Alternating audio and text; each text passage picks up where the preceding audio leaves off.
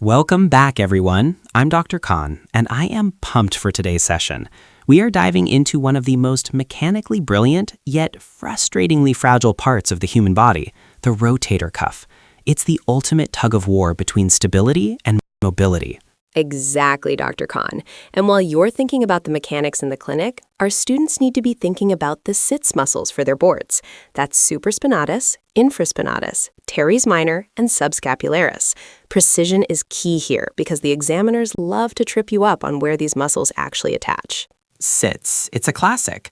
But Sarah, help me out. To me, the shoulder joint is basically a bowling ball sitting on a saucer.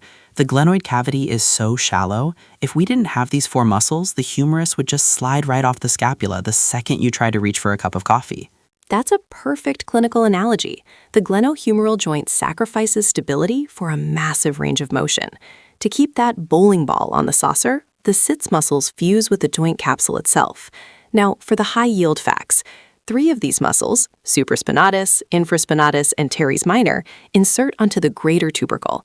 But the subscapularis, it's the odd one out. It inserts on the lesser tubercle. And that is huge. Why does this matter clinically? Well, if I have a patient with a lesser tubercle avulsion fracture, I know exactly which part of the rotator cuff is compromised, the subscapularis. That means they're going to lose internal rotation power. It's like a crane losing one of its primary stabilizing cables. And speaking of cables, let's talk about the supraspinatus. On an exam, if you see a question about the most commonly injured rotator cuff muscle, it is almost always the supraspinatus. It has to navigate that narrow bridge under the acromion process. Every time you abduct your arm, that tendon is potentially getting rubbed against the bone. It's a high friction zone. It's like a rope being pulled over a jagged rock. Eventually, it frays. I see this all the time in weekend warriors or swimmers. They come in with that classic painful arc. They can start lifting the arm and they can finish it, but that middle section, ouch. Let's quantify that for the students. The painful arc typically occurs between 60 and 120 degrees of abduction. This is when the diseased supraspinatus tendon is being squashed against the acromion. Also, keep in mind the drop arm test. If you passively lift the patient's arm and it just falls when you let go, you're likely looking at a full thickness tear. That brings up a great point about the initial 15 degrees. I tell my residents that if you want to be the doctor of choice for shoulder injuries, you have to understand the handoff. The supraspinatus starts the abduction, the first 15 degrees, and then the deltoid takes over the heavy lifting. If they can't start the movement but can finish it if you help them, you've localized the lesion to the supraspinatus. That's a gold standard clinical pearl.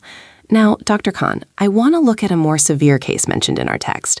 A 64-year-old woman falls down the stairs. She's got a subcoracoid dislocation. Her shoulder has lost that nice rounded look and looks flat. Why is that? The squared off shoulder.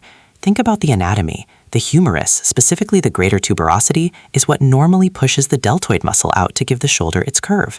In a dislocation, the humeral head is pulled medially and downward by muscles like the pectoralis major. It's like removing the tent pole. The whole structure collapses inward. Exactly. And in this specific clinical case, the patient had sensory loss on the back of the arm and the lateral side of the hand. This tells us the axillary and radial nerves were caught in the crossfire. The axillary nerve is especially vulnerable because it winds right around the surgical neck of the humerus, sitting just below the joint capsule. Right, and the rotator cuff is actually deficient inferiorly. That's why most dislocations happen in that downward direction. The sits muscles are like a reinforced glove on the top, front, and back, but the bottom of the glove is weak. When that humerus slips out the bottom, it's a direct hit to the axillary nerve. For the boards, remember, axillary nerve damage equals deltoid paralysis and loss of sensation over the regimental badge area, that patch of skin on the lower half of the deltoid. If you can't abduct and you can't feel your shoulder, check that nerve. We've covered a lot. We've got the sits muscles providing dynamic stability, the supraspinatus being the friction-prone workhorse, and the potential for nerve disaster and dislocations. It really is a masterclass in how form follows function. It truly is. To wrap up, for everyone listening, focus on the sits muscles, supraspinatus for initiation of abduction, infraspinatus and teres minor for lateral rotation, and subscapularis for internal rotation. Know their insertions and know that the supraspinatus is the king of pathology. Great summary, Sarah. Next time you see a patient holding their arm to their side supported by the other hand, start visualizing those 4 tendons in the saucer they're trying so hard to protect. See you next time.